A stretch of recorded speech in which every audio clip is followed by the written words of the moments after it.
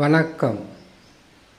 கன்னி ராசி குரு வக்ர பலன்கள் 2026. கன்னி ராசிக்காரர்களுக்கு குரு பகவான் வக்ரம் பெற்று அமர்ந்தால் நன்மைகளாக இருக்குமா, கெடு பலன்களை தந்து விடுமா என்கின்ற கேள்விகளுக்கு விடை அளிப்பதாகவே இருக்கும் இந்த பதிவு. கன்னி ராசியான உங்களுக்கு குரு வக்ரம் என்றால் என்ன என்பதை முதலில் தெரிந்து கொள்ள வேண்டியது அவசியம். இந்த வக்ரம் என்பதே குரு பகவானுக்கும் சனி பகவானுக்கும் செவ்வாய் புதன் சுக்கிரன் இந்த 5 கிரகங்களுக்கு மட்டும்தான் வக்ரகதி ஏற்படும். மற்ற சூரியன் சந்திரன் ராகு கேதுக்களுக்கு வக்ரகதி கிடையாது.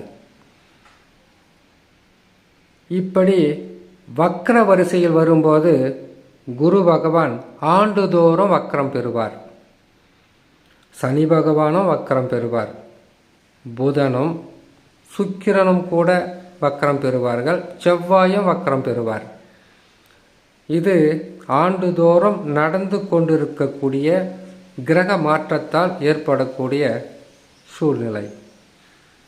அப்படி இருக்கும்போது குரு பகவானுக்கு 5ஆம் ராசியில் அமரும்போது, அதாவது கடகத்தில் குரு இருக்கிறார் என்றால், விருச்சகத்தில் சூரிய பகவான் சஞ்சாரம் செய்கின்ற காலத்தில் குரு பகவான் வக்ரம் பெறுவதும், குரு பகவான் இருக்கின்ற ராசியிலிருந்து 9ஆம் ராசி என்று சொல்லக்கூடிய மீன ராசி பங்குனி மாதத்தில் வக்ர நிவர்த்தி பெற்று விடுவார். இந்த வக்ரத்தால் பெருசாக ஒன்றும் எதுவும் நடந்துட்டு போகிறதும் இல்லை, பெரிய மாற்றங்களும் கிடைக்க போகிறதில்லை. ஆனால் நன்மைகள் நடந்து கொண்டு இருக்கும்போதே திடீர் பின்னடைவுகளை தருவதற்கு என்ன காரணம் என்பதை 12 ராசிக்காரர்களும் உணர வேண்டும். அதற்காக சொல்லக்கூடிய பதிவு தான் இது. கன்னி ராசியான நீங்கள் 11இல் குரு இருக்கிறார், உபயஸ்தானத்தில் குரு இருக்கிறார். நன்மைகள் நடக்க போகிறது, மிகப்பெரிய மாற்றங்கள் கிடைக்க போகிறது, லட்சங்களை சம்பாதிக்க போகிறீங்க, திடீர் பணக்காரர் யோகங்கள் இருக்க போகிறது, கிடைக்க போகிறது, பெற போகிறீங்கன்னு சொல்லிடுறோம் இல்லையா? என்ன மாதிரி ஜோதிடருங்க. அதிலிருந்து மாற்றங்கள் கிடைக்கும். என்ன மாற்றம் என்றால், நல்லா இருந்த தொழிலும் வியாபாரமோ வருமானமோ திடீர்னு தடை ஏற்படும்னா ஏற்பட்டாச்சு. அப்போ உங்கள் மனசுக்குள்ளே என்ன சொல்லணும்னு கேட்டிங்கன்னாக்கா, எந்த ஜோதிடர் வாயை திறந்தாலும் பொய்யை தான் சொல்கிறாங்க, உண்மைன்றதே வராதா? 11இல் இருக்கிறார் குருன்னு சொன்னாங்க, சொத்து சேர்க்கை இருக்குது, வண்டி வாகன யோகம் இருக்குது, வீடு கட்டலான்னு சொல்கிறாங்க, இடம் வாங்கலான்னு சொல்கிறாங்க, வெளிநாட்டுக்கு போகலான்னு சொல்கிறாங்க, வெளிநாட்டில் இருக்கிறவங்க ஊருக்கு வரலான்னு சொல்கிறாங்க, கணவன் மனைவிக்குள் ஒற்றுமை இருக்குன்னு சொல்கிறாங்க. இது எல்லாம் நடக்கிற மாதிரியே இருந்தது, இப்போ நடக்காமல் போயிடுச்சுன்னு சொல்லுவீங்க இல்லையா? அதுக்காக சொல்லக்கூடிய பதிவு தான். வக்ரம் பெற்றால் 10ஆம் இடத்திலிருந்து தருகின்ற பாதக பலன்களையே தருவார். 10ஆம் இடத்துல என்ன கொடுத்துக்கிட்டு இருந்தார்? கையில் காசு பணம் இருந்திருக்காது. இருக்கிற தொழிலை செய்யலாமா, விட்டுட்டு போயிடலாமா?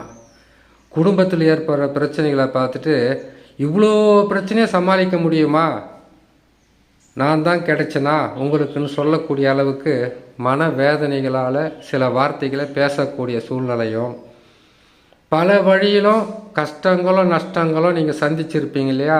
அந்த நிலைக்கு செல்வார் வக்ரம் பெற்றார். சரி, இந்த வக்ரமாகப்பட்டது எவ்வளவு நாளைக்கு தான் இருக்கும்? இதையாவது நம்பலாமா நம்பக்கூடாதா என்கின்ற கேள்வி கன்னி ராசியான உங்களிடத்தில் கட்டாயமாக இருக்கும். இப்போ பங்குனி மாதத்தில் வக்ர நிவர்த்தி பெறுவார்.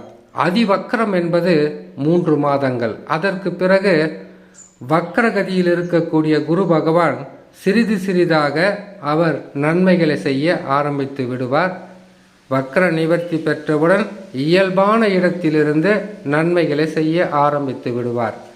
கன்னி ராசிக்காரர்களுக்கு குரு பகவானால் ஏற்பட்டிருக்கக்கூடிய சில தடைகளும் தடுமாற்றங்களும் ஒரு 3 மாதங்கள் இருந்தால் போதும். அதற்கு பிறகு நற்பலன்களை பெறலாம்.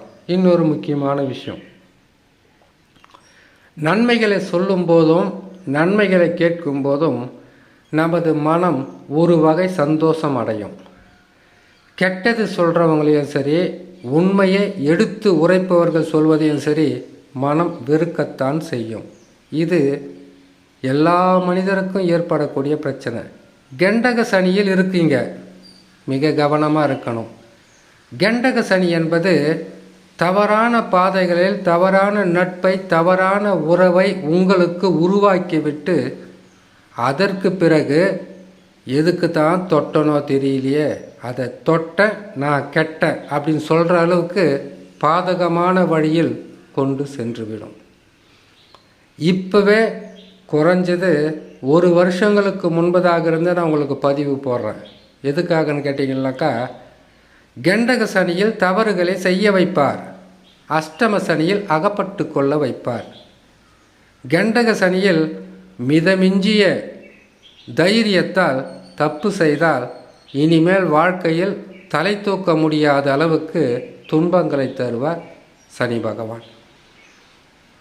எதுக்காக கன்னி ராசிக்காரர்களுக்கு இதை சொல்கிறேன்னு கேட்டிங்கன்னாக்கா, தவறுன்னு தெரிஞ்சோம் அதை உங்களுக்கு சொல்லாமல் இருக்கக்கூடாது. தப்பான பாதையில் போகிற உங்களுக்கு இது தப்பு, தவறு நடக்க போகுதுன்றதை எடுத்துரைப்பதே ஒரு ஜோதிடரின் கடமையாக இருக்கும். என் வேலையை நான் கரெக்டாக செய்துட்டேன், நீங்கள் தப்பான வழியில் போகிறதா இருந்தால் தண்டனையை நீங்கள் அனுபவிக்க போகிறீங்க.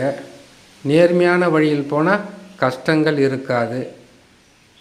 நேர்மை, நியாயம், நீதி, தர்மம் ஆரம்ப காலத்தில் வேப்பெண்ணெயில் செய்த பலகாரம் போல கசக்கத்தான் செய்யும். ஆனால் இறுதி காலங்களில் மிகவும் சந்தோஷமாக வாழ்வதற்குண்டான வழியாக இருக்கும்.